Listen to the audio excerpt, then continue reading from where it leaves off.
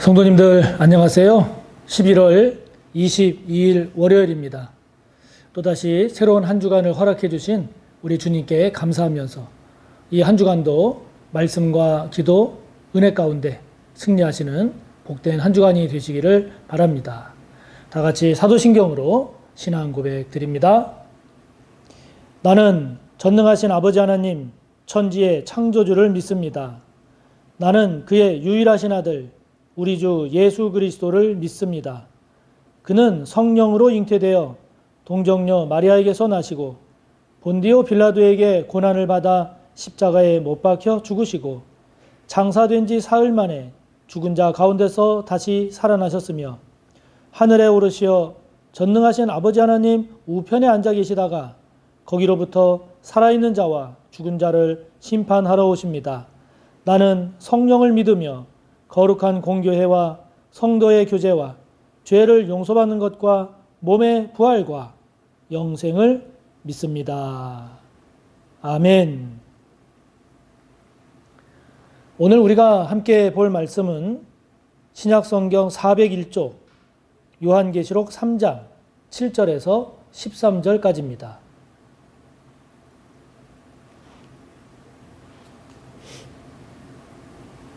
신약성경 401쪽 요한계시록 3장 7절에서 13절까지의 말씀 함께 봅시다.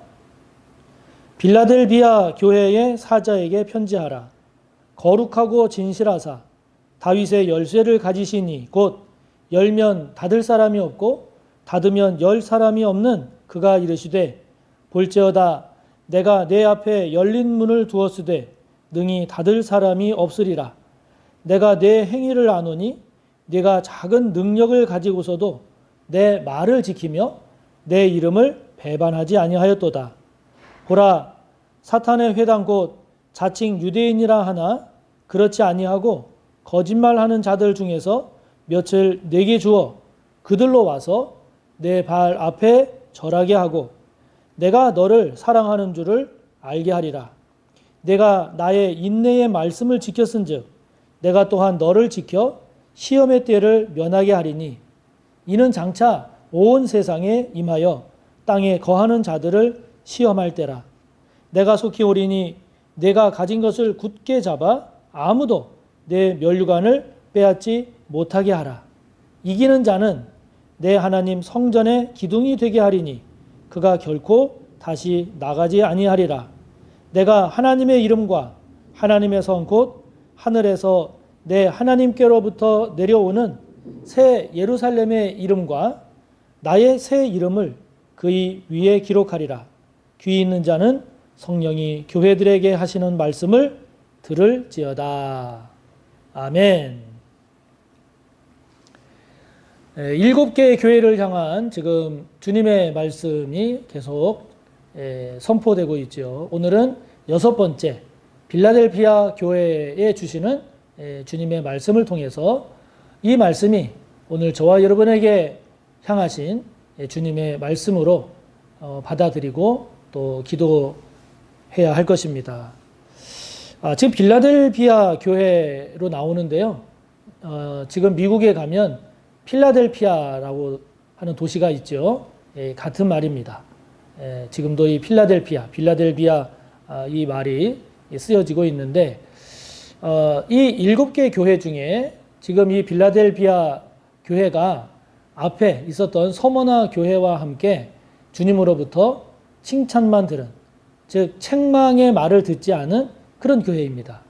그래서 그 미국의 필라델피아 시와 같이 이렇게 도시 이름을 이거를 붙이는 그런 경우도 있고 또 교회 이름도 이렇게 빌라델비아 이렇게 이 교회 이름을 또 사용하는 그런 경우도 있더라고요.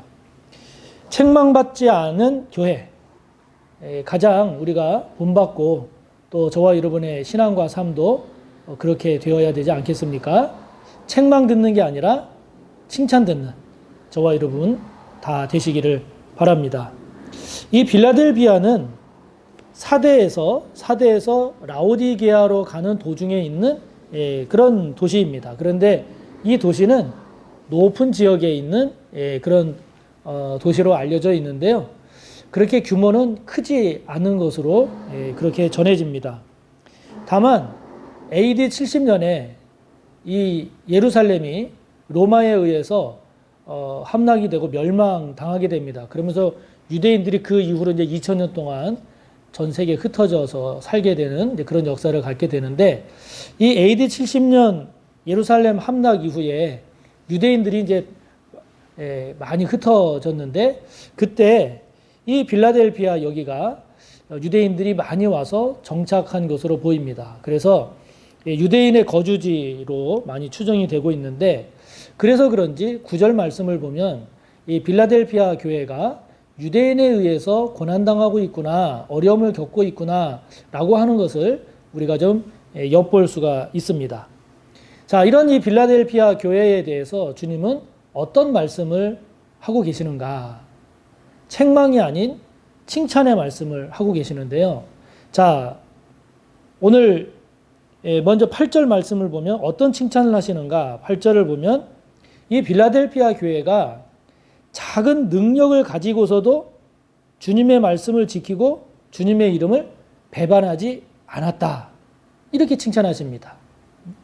그러니까 빌라델피아 교회는 무슨 큰 규모의 그런 교회도 아니었던 것 같고, 그리고 뭐 부자들이 많거나 또는 사회 저명 인사들이 많거나 성도들이 많거나 그런 것도 아니었던 것 같습니다. 작은 능력이라고 표현되고 있는 이걸 통해서 우리가 알 수 있는 것은 이 빌라델피아 교회가 경제적으로도 뭐 그렇게 부유한 그런 편이 아니었던 것 같고, 사회적으로도 그 영향력이 그렇게 있지 않은 좀 미미한 그런 교회였던 것 같습니다. 정치적으로도 당연히 뭐 로마 황제 숭배라든지 또는 주변의 그 이단의 이러한 영향을 받으면 받았지, 빌라델피아 교회가 적극적으로 선한 영향력을 끼치는 그런 정도의 규모가 아니었던 것 같습니다.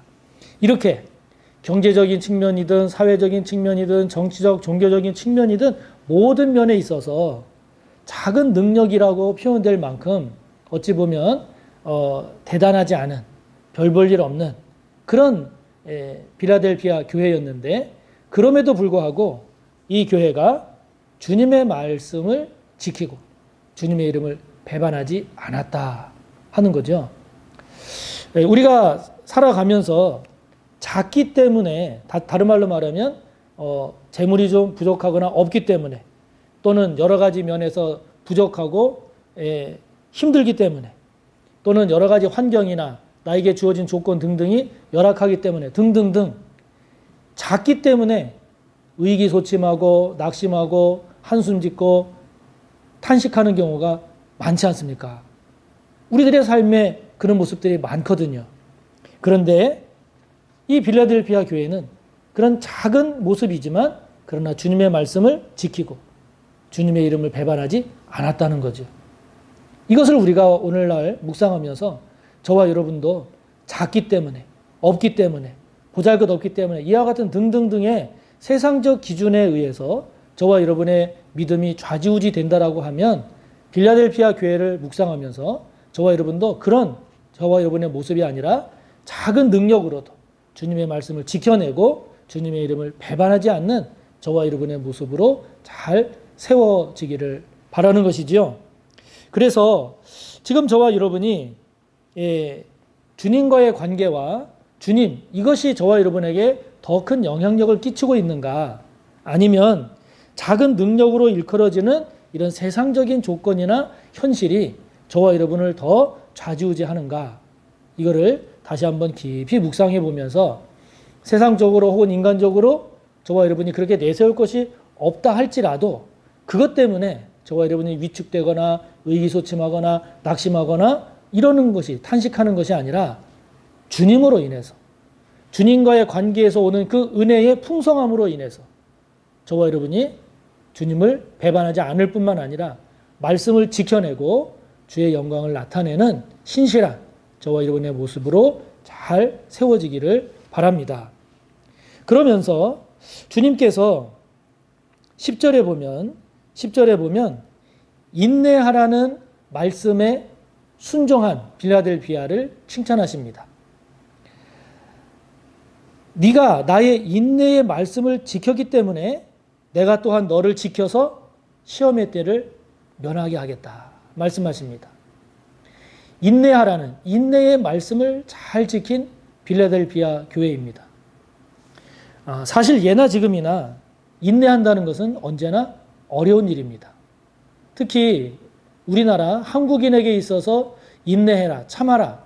이것은 특히 오늘날 같은 요즘 시대에는 좀 뒤떨어진 그런 이야기로 많이 인식되고 있는 상황이기도 합니다. 왜냐하면 이전에 여인이라든지 또는 며느리라든지 이런 분들이 많이 참았거든요.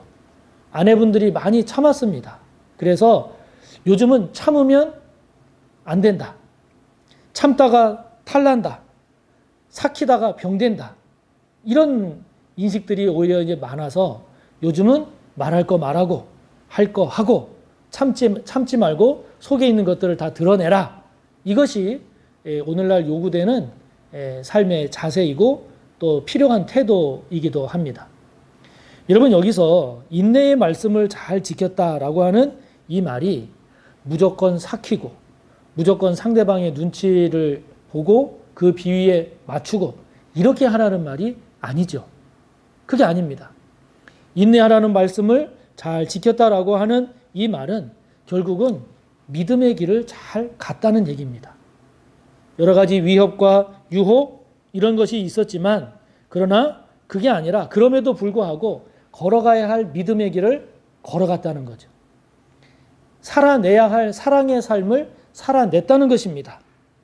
예배자로서의 예배의 자리를 지키고 영과 진리에 온전한 예배 드리기에 힘썼다는 것이죠.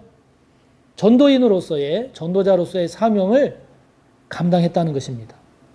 그렇게 살아가기 위해서 그런 그리스도인으로서의 삶을 살아내기 위해서 참아야 할 것을 참고 인내해야 할 것을 인내한 것이죠. 여러분 그렇게 될 때 이것이 시험의 때를 면하는 길이기도 합니다. 눈치만 봐서는 시험의 때를 면할 수 없습니다. 그냥 삭히고 참는다고 시험의 때를 면할 수 없습니다. 우리가 시험의 때 시험에 빠지지 않고 그 시험을 이길 수 있는 길은 우리가 걸어가야 할 길을 제대로 걸어가는 겁니다. 그 길을 걸어가기 위해서 참아야 할 때 참고 견뎌야 할 때 견디고 인내해야 할 때 인내하는 것이죠. 저와 여러분이 주님 때문에 참아야 할 때 잘 참고 계십니까? 반대로 주님 때문에 주님을 위해서 말해야 하고 행동해야 할 때 하고 있습니까? 저와 여러분 모두가 걸어가야 할 그 믿음의 길을 참으면서 인내하면서 그러나 끝까지 제대로 잘 걸어가는 저와 여러분이 되기를 바랍니다. 그러면서 주님께서 빌라델피아 교회 또 성도들에게 이렇게 권면하십니다. 11절에 보면 내 면류관을 빼앗기지 않게 해라. 지금 빌라델피아 교회 성도들은 그 믿음대로 살아가면 면류관을 받을 수 있는 사람들이라는 거죠. 면류관의 그 주인공이 될 수 있다는 겁니다.